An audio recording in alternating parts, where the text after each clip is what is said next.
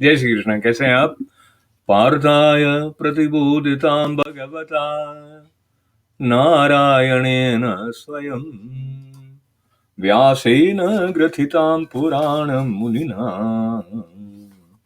मध्ये महाभारतम् अद्वैतामृतवर्षिणीं भगवतीम् अष्टादशाध्यायिनीम् अम्ब त्वामनुसन्दधामि भगवत् गीते भवद्वेषिणी।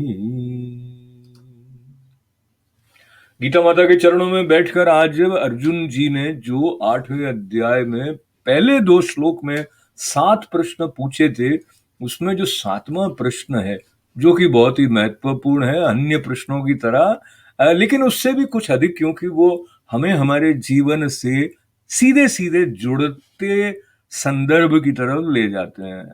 हम अपने आप को मानते क्या हैं? ये देह मानते हैं, और ये मानकर चलते हैं कि एक दिन जब देह में से वो पंछी उड़ जाता है जिसको लेकर ये सारा खेल रचा हुआ है, उसके बाद क्या होता है, और वो जो अंतिम क्षण है उसके बारे में हम चिंतन करके अपने जीवन को व्यवस्थित करने के बारे में सोचते हैं क्या? और ये सोचना सचमुच आवश्यक है क्या? तो इस प्रकार के जो संदर्भ हैं, इसमें जो पहले और दूसरे श्लोक में 7 प्रश्न उठाए गए थे, उसमें दूसरे श्लोक की जो दूसरी पंक्ति है वो थी प्रयाण काले च कथम गेयोसी नियतात्मभिः, अंत समय में आप किस प्रकार से जानने में आते हैं। ये प्रश्न पूछा हमारे पार्थ ने, धनंजय ने। तो क्या कह रहे हैं हमारे पार्थ सारथी? आइए 5वें और 6ठे श्लोक में इसी बारे में जो विस्तार से बताया गया है वो हमारी साधना की दृष्टि से और जीवन दृष्टि की स्पष्टता के लिए बहुत महत्वपूर्ण है। श्री भगवान उवाच अंतकाले च मामेव स्मरन् मुक्त्वा कलेवरम् यः प्रयाति स मद्भावं याति नास्त्यत्र संशयः। तो बिल्कुल संदेह नहीं है किस बात में, जो कृष्ण भगवान ने कहा है कि जो पुरुष अंत काल में भी मुझको ही स्मरण करता हुआ शरीर को त्याग कर जाता है वो मेरे साक्षात स्वरूप को प्राप्त होता है, इसमें कुछ भी संशय नहीं है।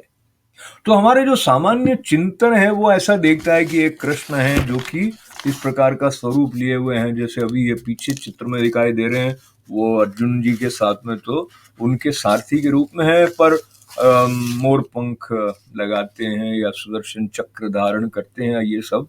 हालांकि उन्होंने श्रीमद् भगवद गीता में ऑलरेडी हमको अपने स्वरूप के बारे में कई स्थानों पर कुछ कुछ संकेत दिए हैं कि वो कौन है।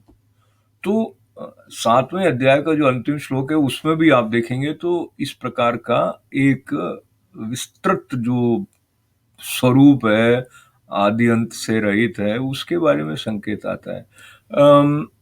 इस श्लोक को समझने के लिए जब आप संत ज्ञानेश्वर जी की वाणी का आश्रय लेते हैं तो वो एक अलग ही स्तर पर ले जाते हैं, जहां पर वो ब्रह्म के रूप में देख रहे हैं श्री कृष्ण को। तो ऐसा वो बताते हैं कि जब हम अपने आप को देह का ही सीमित एक स्वरूप मानकर बैठ जाएंगे तो अंत में भी उससे परे का कुछ दर्शन होगा नहीं। तो उसके लिए क्या है कि जो जो ज्ञान की दृष्टि से देखते हुए स्वयं को साक्षी चैतन्य और जो मूल है, जो परब्रह्म है, वहां पर जिनकी नित्य स्थिति हो, पहले तो हमें इस स्थिति की संभावना पर ही संदेह सा रहता है कि ऐसा भी है क्या। तो उन्होंने और एक उदाहरण दिया कि जैसे पानी का भरा हुआ घड़ा है और उसको आपने नदी में डाल दिया, यानी पहले उसमें ऑलरेडी पानी है, फिर नदी में डाल दिया, तो और नदी में क्या हुआ कि टूट गया। तो पानी का क्या हुआ इसमें? पानी तो पानी ही रहा ना, चाहे वो घड़े में रहा हो, चाहे वो नदी में रहा। तो इसी प्रकार से ये जो कलेवर है ये गया, लेकिन जो साक्षी चैतन्य है, जो परब्रह्म है, जो सच्चिदानंद स्वरूप है, वो तो सच्चिदानंद स्वरूप में ही रहा। तो जीवन मुक्ति वाली स्थिति तक हम पहुंचे, ऐसा संकेत लक्ष्य के रूप में यहां भी दिया जाता ही रहा है दरअसल।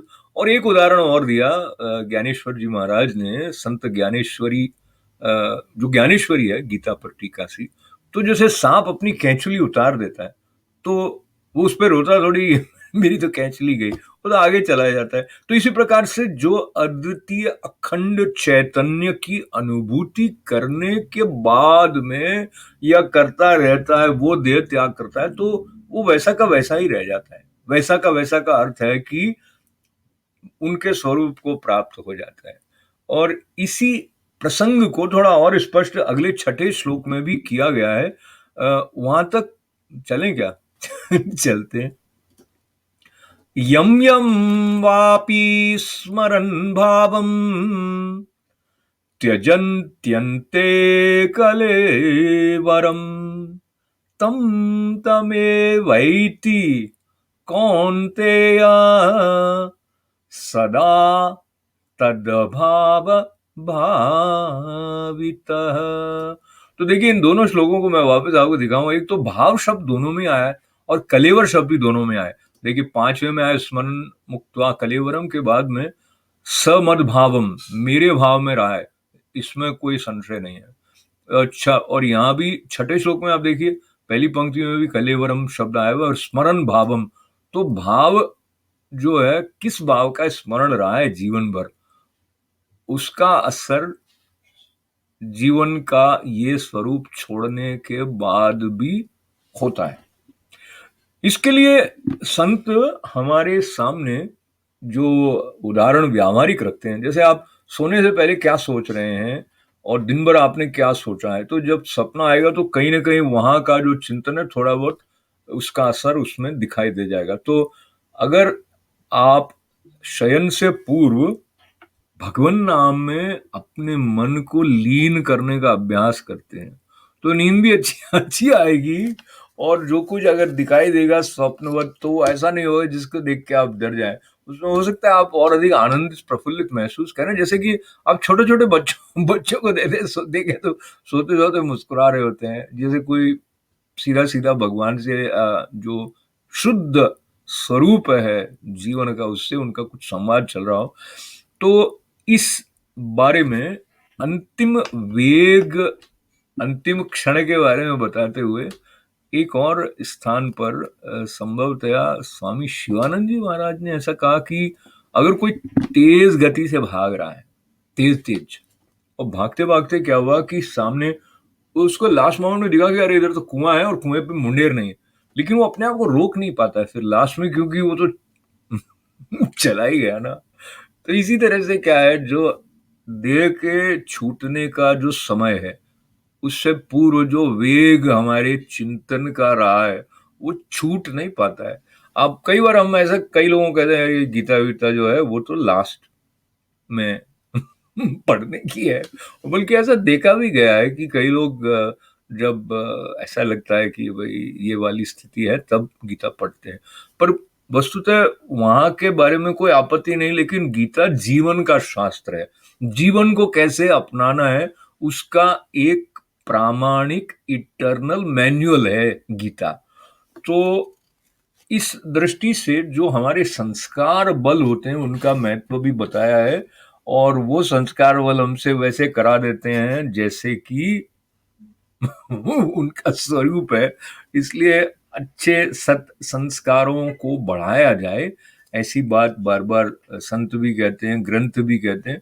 और एक संदर्भ इस बारे में आता है जो कीट भ्रमर न्याय का एक है। तो वो जो कीड़ा है वो भ्रमर उसके चारों तरफ मुम मुम करता घूमता रहता है, तो वो डर के उसके बारे में सोचते सोचते क्या उसका स्वरूप बदल जाता है। यानी बायोलॉजिकली ये तो प्रूवन है, और उसका विवरण मेरे को भी याद नहीं कि कौन सा वाला कीड़ा है, मगर आप में से कई लोगों को पता हो, नहीं तो पता किया जा सकता है कि इस तरह का कीड़ा होता है जो कि वो भ्रमर कीट न्याय के नाम से ये वेदांत ग्रंथों में बहुत इसका उल्लेख होता है। तो उसी प्रकार से जो जैसा सोचता है वैसा बन जाता है। ऐसा श्री राम शर्मा आचार्य जी भी, मेरे दादाजी के गुरु जी, नित्य इसका स्मरण करवाते थे।